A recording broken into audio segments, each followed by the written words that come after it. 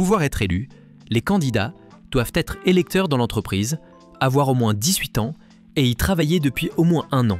Les salariés en portage salarial et les intérimaires doivent justifier d'une durée de mission équivalente à 6 mois d'ancienneté au cours des 18 mois précédant l'élection.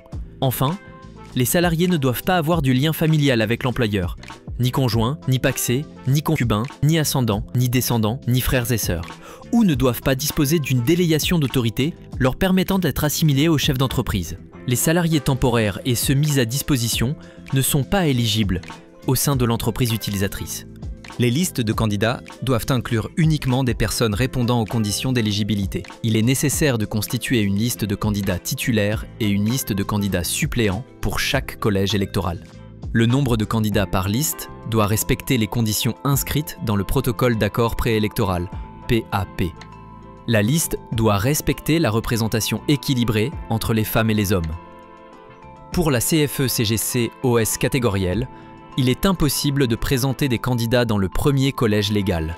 Cela contrevient à nos statuts et met en péril le calcul catégoriel de l'audience CFE-CGC.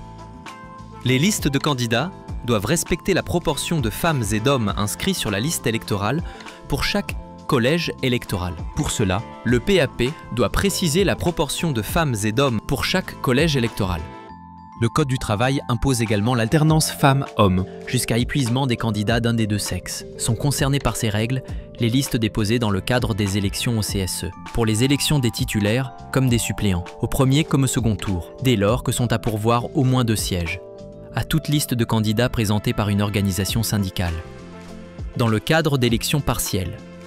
Pour vous aider sur ce sujet précis, la CFE-CGC a créé un outil Excel et une notice d'aide à la réalisation des listes de candidats en respectant la représentation équilibrée. Ces règles permettant une représentation équilibrée des sexes sont d'ordre public.